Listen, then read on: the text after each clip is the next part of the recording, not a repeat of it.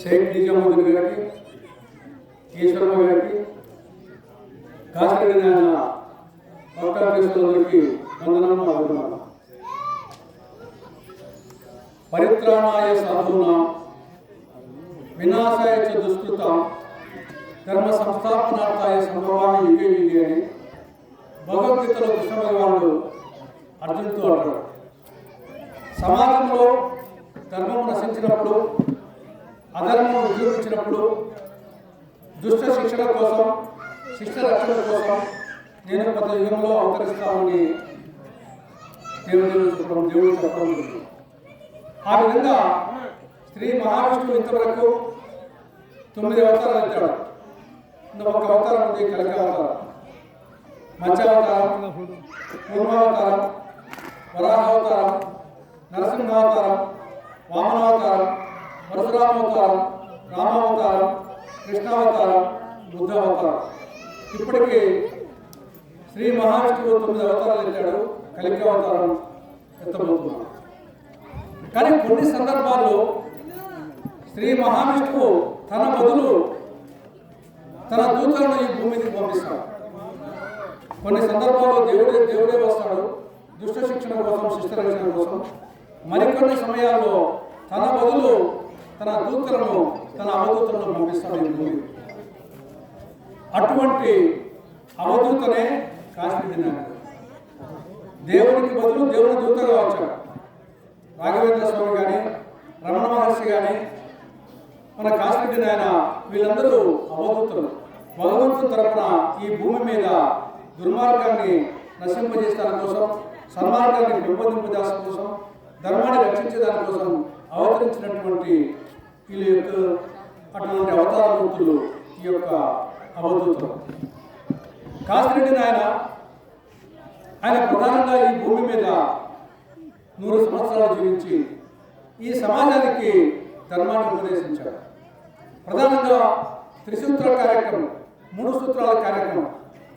1 అన్నదానం, 2వది గోపోషణ, 3వది జీర్ణోద్ధరణ. ఈ 3 సూత్రాల కార్యక్రమాన్ని ఆయన ఈ భూమి మీద ప్రజలకు, భక్తులకు చూపించాడు. అన్నదానం, అన్నము ముద్దలో దేవుడు ఉన్నాడు.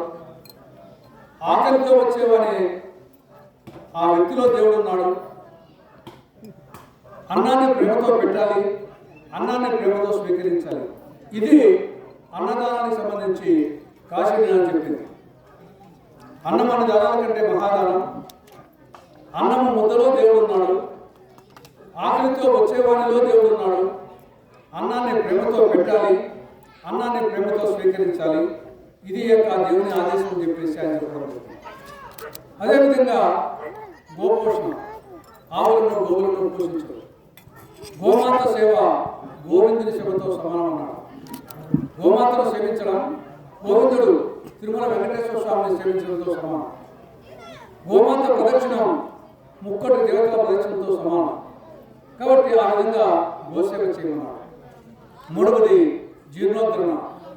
దేవాలయాలు, ఆధ్యాత్మిక క్షేత్రాలు, వీటిని జీర్ణోద్ధరణ ఏమైనా పాడైపోయి ఉంటే అటువంటి మళ్ళీ జీర్ణోద్ధరణ చేయండి.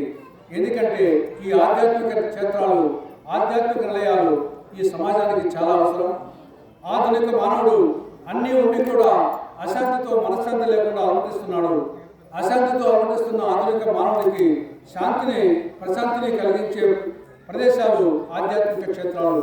కాబట్టి అటువంటి ఆధ్యాత్మిక క్షేత్రాలను ఎక్కడైనా పడబడి ఉంటే వాటిని జీర్ణోద్ధరణ చేయండి. ఈ 3 సూత్రాల కార్యక్రమంతో తన 100 సంవత్సరాల జీవన యాత్రలో భక్తులకు ఆ విధంగా ఆయన ఉపదేశించి మనకు ఆ యొక్క వారసత్వాన్ని మనకు ఇచ్చిపోయారు. ఇక్కడ నిజాముద్దీన్ గారు, ఈశ్వరమ్మ గారు ఈ యొక్క భక్తాగ్రేస్తుల సమక్షంలో ప్రతి సంవత్సరము కాశీరెడ్డి నాయన ఆరాధనోత్సవాలు చేస్తూ భక్తులలో ఒక ఆధ్యాత్మిక భావన కలిగిస్తూ తమ శక్తి మేరకు కార్యక్రమాలు నిర్వహిస్తున్నారు. వారిని నేను హృదయపూర్వకంగా అభినందిస్తూ కాశీరెడ్డి నాయన కరుణా కటాక్ష వీక్షణాలు వీరి మీద ప్రసరింపచేయాలని, అదేవిధంగా భక్తాగ్రేస్తులను ప్రసరింపచేయాలని ఆశిస్తూ, ఆకాంక్షిస్తూ, అభిలషిస్తూ సెలవు తీసుకుంటున్నాం.